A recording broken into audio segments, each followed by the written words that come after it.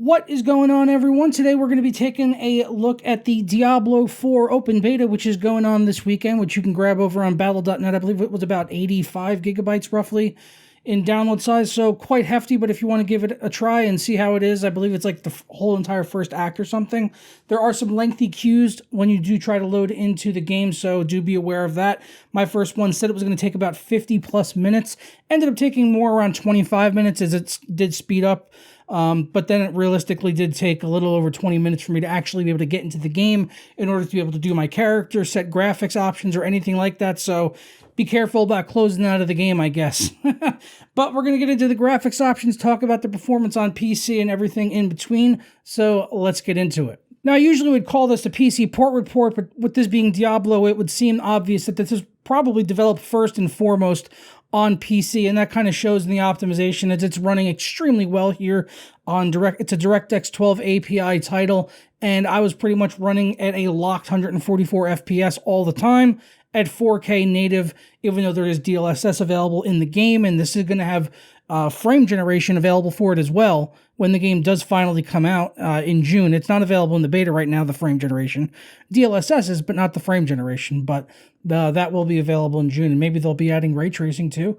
That would actually then maybe necessitate possibly needing to use frame generation or DLSS, but right now it's running very, very well, very smoothly, and I think it's probably going to scale pretty well to most hardware, different resolutions and all of that. As like I said, I was running at a locked 144 with a lot of headroom to spare on the GPU throughout most of the game, apart from some of the cutscenes, which are reported to have killed some people's 3080 Ti's. That's a thing that's in the news right now. I played all the way through the first two cutscenes that people were talking about in the first sort of boss fight that you get, and my 4090 has not died yet. I also haven't closed the game yet because I don't want to wait to queue back in for another 30 minutes or so. So that's a thing. But let's get into the options menu, show you what you can tweak in here to be able to get this to run on your system. And also, I got to tell you guys about how much VRAM this thing's using, like 23 gigabytes most of the time for me on my 4090. If that's what it's allocating, it's using significantly less than that, and I'm sure it'll scale down to different hardware as long as you're within the requirements. But as you can see here, 4K at 144 hertz. The game does support HDR, but I'm not running it right now for recording purposes. We've got a few other options in here for brightness and calibrating colors and all of that. You've got a resolution scale slider, which is nice to see. And as I said, we have DLSS, ultra performance all the way up to quality, and right now there is no frame generation, but in the June launch there will be.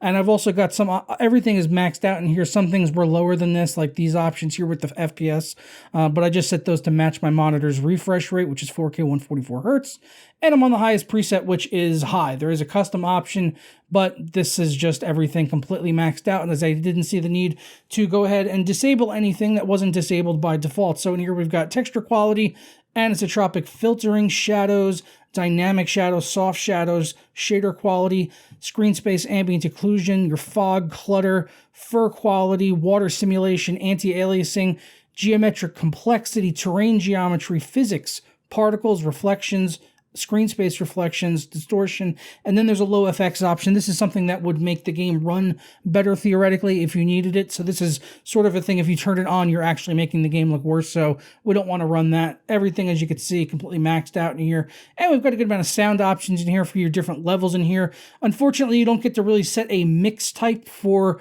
your audio device in here. For your audio device, you can pick different ones if you have different ones set up, so you don't have to put out to Windows or anything. So that is convenient, but sometimes I like it when they have the different mix options, like to set it for 5.1 or for a soundbar or for headphones or, whatever you happen to be using, so that it is, sounding the best that it should for your particular device setup. Since I do run a 5.1 setup, that does matter to me. And if I was on headphones as well, it would equally matter. I love having that option available. As I was saying at the beginning there, that pretty much covers it for the options. Performance-wise, running super duper well, and I think the game. It doesn't seem that demanding really to run, like visually speaking, and doesn't seem that huge a leap in terms of graphics when compared to Diablo 3. Like, yes, it definitely looks better. I don't think it looks 10 plus years better, which I believe is how long it's realistically been since Diablo 3, but it looks a lot better, and it definitely brings the graphics fairly current with, what we see in today's games, at least for this art style and the isometric camera view and all of that. So it all runs well within those parameters, but make no mistake about it, if you have the hardware and the resources, it will go ahead and use them up.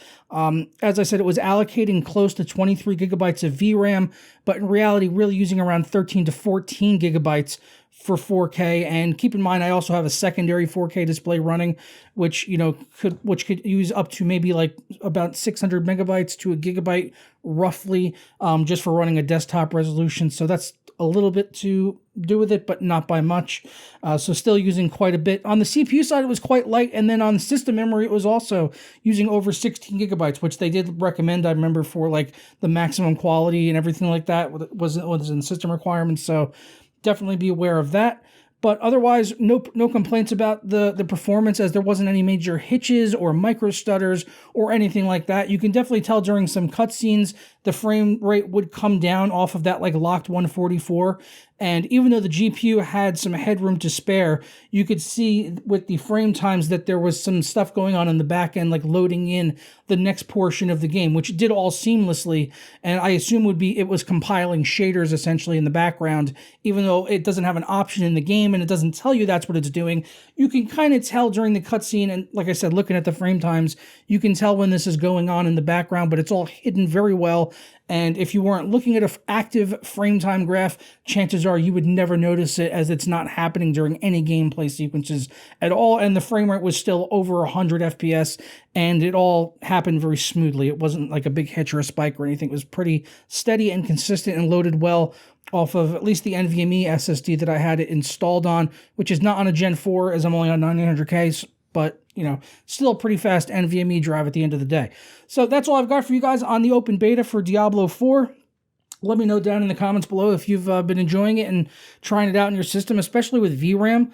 Very curious to see how it's scaling for you guys on different systems. Like if anyone's out there on like a GTX 1060 or RX 580, down there on like 8 gigabytes and under a VRAM, I'm sure 8 gigabytes is going to be absolutely fine, especially if you're running like an RX 580. Chances are you're gaming at, I would assume, 1080p, maybe 1440p at the maximum. So I think 8 gigabytes would be fine for either one of those with this game, and it would just scale differently and, just allocate the VRAM, correctly for your system's configuration. I just happen to have 24 gigs, so it's using as much of it as it can. Doesn't mean it's necessarily going to restrict anyone else from being able to play the game if they don't have 24 gigs of VRAM. So definitely keep that in mind if you're not aware of how that all works. So I'm going to go ahead and get out of here. Hope you guys all have a fantastic day and weekend enjoying the Diablo 4 open beta. This is it's just on battle.net. You don't have to pre-order. You don't have to do anything special or buy like a special edition of the game or redeem a code or anything like that. It's just open battle.net, and it'll advertise it to you immediately to download it. So give it a try. It's worth giving a try to see if it's something that you're into. And it's got co-op online as well as, I believe, couch co-op. I think it's going to be on consoles as well this weekend with couch co-op and online co-op. So there you go. I'll catch you guys next time for another video. Peace.